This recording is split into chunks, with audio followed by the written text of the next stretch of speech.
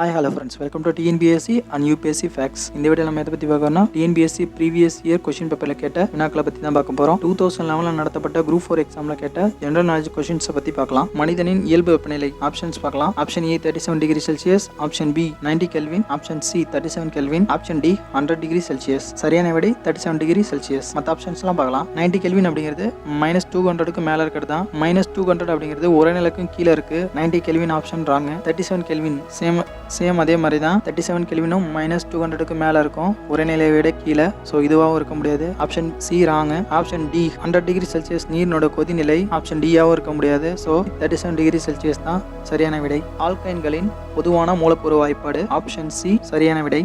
சீரான பகடை ஒன்று உருட்டப்படுகிறது. இரட்டை எண் கொண்ட பகடையின் முகத்தில் தோன்றும் நிகழ்தகவு என்னன்னு கேட்டிருக்காங்க. சரியான விடை ஆப்ஷன் சி 1/3. இந்தியாவில் தேர்தல் ஆணையம் அமைந்துள்ள இடம் புதுடெல்லி.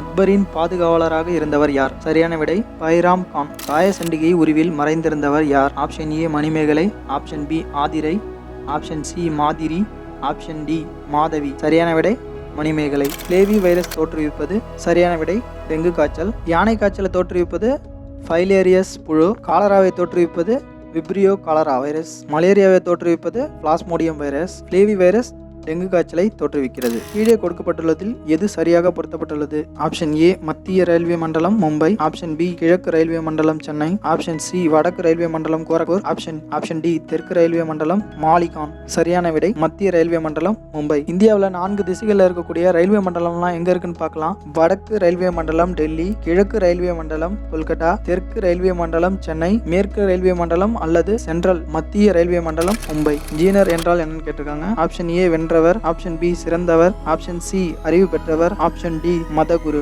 சரியான விடை ஆப்ஷன் ஏ வென்றவர். ஒரு மேக்ஸம் கேட்டிருக்காங்க. அந்த மேக்ஸம் பார்க்கலாம். ஒரு முக்கோணத்தின் அடிப்பக்கம் 9 சென்டிமீட்டர் மற்றும் உயரம் 12 சென்டிமீட்டர் எனில் அதன் பரப்பு என்ன? ஒரு முக்கோணத்தை கொடுத்துட்டு அடிப்பக்கம் உயரம் கொடுத்துட்டாங்க, ஆனா பரப்பளவு கேட்கறாங்க. முக்கோணத்தின் பரப்பளவுக்கான ஃபார்முலா முக்கோணத்தின் பரப்பளவு அடிப்பக்கம் இன்ட்டு உயரம் வகுத்தல் 2. இந்த ஃபார்முலாவில் இப்போ அப்ளை பண்ணலாம். முக்கோணத்தின் அடிப்பக்கம் ஃபர்ஸ்ட் அடிப்பக்கம் 9 இன்ட்டு முக்கோணத்தின் உயரம் 12 வகுத்தல் 2. இதை போட்டோம்னா 9 × 12 108 / 2. இதை அடிச்சோம்னாக்க 54 centimetre square. So option D தான் சரியான விடை 54 சென்டிமீட்டர் ஸ்கொயர்.